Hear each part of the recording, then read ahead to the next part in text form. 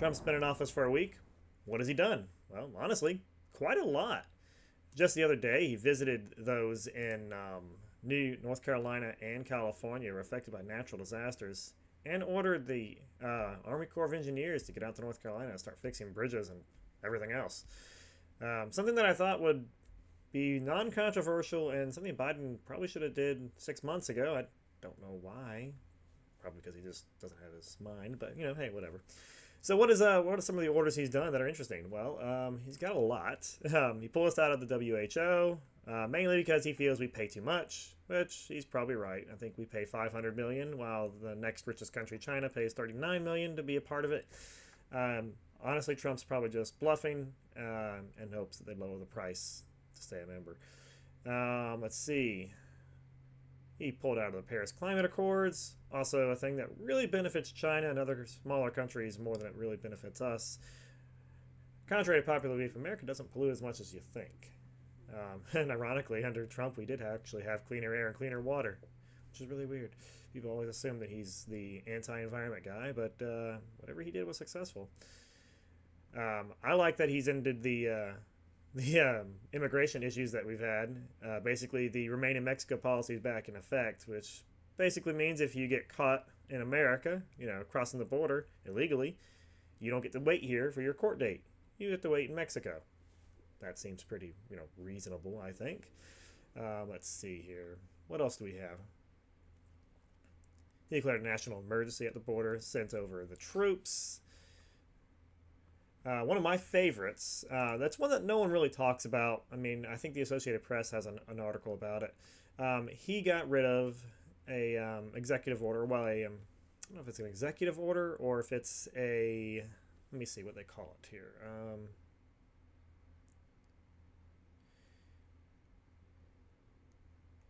Yeah, I believe he passed an executive order that eliminates the standard. I wouldn't have to quote me on this here because I don't know if it's actually taken effect yet.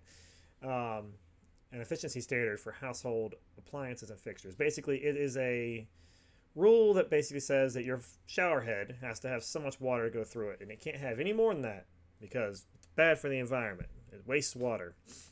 If you've ever had low water pressure, you can likely thank the government for it in some cases. In fact, now whether it's legal or not, I have no idea. A lot of shower heads have a removable valve. Now, is it there because it's easier to install that way, and it's just, you could take this little thing and, take it out, put it on your shower, and you have more water pressure because it limits the amount of water flow per minute, which is what the rule really is. Or if it's just manufactured that way, it's easier to manufacture. Probably a bit of both. I wouldn't be surprised if some of these manufacturers are like, well, in case somebody does need to remove it for any reason that, is legal, they can take it out. Not saying I've ever done that. I mean, who would ever disobey the government? I mean, that's just wrong. Let's see. What else do we have here? Yeah, he threatened a tariff to Colombia last Saturday, and they approved what Trump wanted to do. He was sending immigrants back home to their home country, which would be Colombia in this case, and they weren't wanting to play ball. So he threatened a tariff, and they decided, oh, well, okay. They're pretty mad about it. Trump basically made them look like fools, and, well, they kind of deserved it. Let's see what else we got here. Is the ending DEI, which should be like self-explanatory. DEI really is illegal. I think it violates the Equal Opportunities Act, fair employment. You shouldn't be chosen for your job based on how you look or who you're sleeping with. Although who you're sleeping with tends to get you a job in a lot of cases, but that shouldn't. Trump wants to go to a place basically where you get a job based on your skills, your merits. I don't know why that's controversial. If one person's better for the job than the other, then the person who's best for the job gets it. That just sounds logical. I don't understand why you'd ever want to change that. Trump's saving of TikTok, what he really can do, honestly, and what he has done, probably not all that legal, but he did it anyway. He's given them 75 days. So, yeah, It's out of his hands. It's a congressional act. He can't really do much about it other than delay it, and even then, probably can't do that. But he's so far able to do it.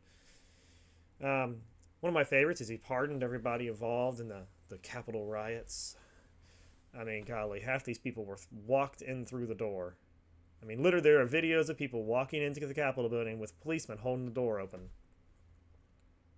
In fact, the that guy with the horns hat, dressed in like all that weird clothes and stuff, who stood inside the Capitol, he was escorted by police most of the time. And in fact, they would take him to doors that were locked and be like, "Oh, it's locked. We have to go this way." I'm like, the guy's being escorted by police. I would assume I'm okay if police were telling me, "Oh, you could go this way. Well, that way's locked. You can't go through that way." Rioters usually break down doors. They usually don't go to a locked door and go, "Oh, I wonder if there's another locked door somewhere else."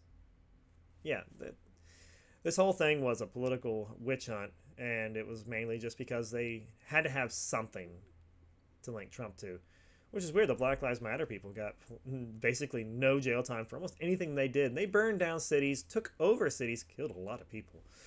And yeah, you don't hear much about that on the left. Of course, that's their people. Well, they were their people. They pretty much abandoned them as soon as the voting's done, which is usually what happens. Democrats only care about black people after during the election season, and after that, they forget about them. At least Trump will probably make most of them people richer, even those that didn't vote for him. Let's see. He freed a bunch of peaceful pro-life protesters. That one's a pretty good one, actually. You see, there's an act in Congress that was passed in the 90s called the FACE Act. I forget exactly what the acronym stands for. Basically, if you're blocking access to an abortion clinic, you link arms and you're like protesting, you don't want people to get in, that's illegal, apparently. So they arrested all these people and threw them in jail. Usually, even if you block a highway as a protester, which you usually can't do in most states as far as I know, you don't really spend a whole lot of time in jail. You might spend the night in jail, they throw you out, you show up to your court, they give you a $500 fine, and then you go home. At least that's what I've heard. I've never actually been arrested for it, thank God. But yeah, Trump freed these people because, well, the Biden administration pretty much was very pro-abortion, and anybody who didn't agree with that was, well, an enemy of the state. So these people were thrown the book. It's just terrible. The one I don't really understand a lot about is the pardoning of Ross Ulbricht. He ran a website called Silk Road that basically people used for illegal activity. That was pretty much what it became known for. Whether that was his intention or not, I don't know. If I ran a website and I knew that people were using my website to sell drugs or do other bad things, I probably would shut it down. I mean, granted, you're always going to have people that use something for bad things. But if it became known for that reason, why would you keep it running? I don't know a whole lot about it. Maybe I'm wrong. Maybe he tried to and it just didn't get it done in time. I have no idea. And what should he have been arrested for it?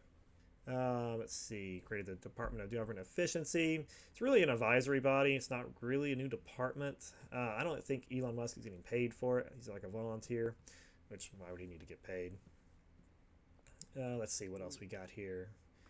There's a lot of other little things that are really important, but I'm not going to go to it here. Let's see. Rescinded Israeli settlers sanctions. That's probably a good idea. Why are we bothering with what Israel does? Just let them do whatever they're going to do, and if people don't like it, well, people don't like it. That's their problem, not ours. Let's see. He's promising to reinstate 8,000 military service members who were discharged due to COVID vaccine mandates with full back pay. Those people are going to be very happy. Let's see. He has a lot. I mean, golly, he has things on artificial intelligence, Council of Advisors on the Science and Technology Council he's creating, digital finance. Rename the Gulf of Mexico. That one's the weirdest one. It's funny. I'm probably not going to call it the Gulf of America. but it's funny, and it keep. I mean, Mount Denali. Yeah, I mean, it's always been Mount McKinley to me, so I've always called it Mount McKinley. Changing names is really stupid. Like Trump changing it to Gulf of America is dumb, and so was Biden and them or whatever. I think it was Biden that did it. Um, or no, it was Barack Obama changed the name from McKinley to Denali. No, just it's been that way for a long time. Just leave it. Next time you name something new, don't forget to change the name. Name it something different and honor the people that are around it. But I mean, Mount McKinley did find it pretty much. So, federal recognition of the Lumbee tribe of North Carolina. This one actually is close to home here because I live in South Carolina, and we know I live near the Lumbee area. It's not really been a legal tribe as far as I know. That's kind of interesting. I did not know he did that. Yeah, it gives them more rights, basically. That's fascinating. I didn't think they were even pushing for that. That's probably a good thing for them. They have legal rights now, government benefits, health care, housing grants. That's pretty awesome. Good for them. You know, I know some of these people there. They're nice.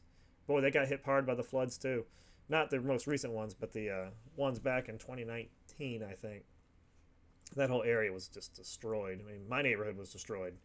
It still is. Ironically enough, FEMA was not much help. It was mostly Samaritan's Purse was the first ones out here actually solving problems. Christian Charity, great people out there. If anyone knows Samaritan Purse, thank you. You've helped a lot of my neighbors. Thank God my house was not flooded, but it was very close. So I'm going to wrap that up. What's your favorite? There's a lot more to go over. Trump has a lot going on, but you know anything that he's done that you like? Leave a comment below. Let's talk about it.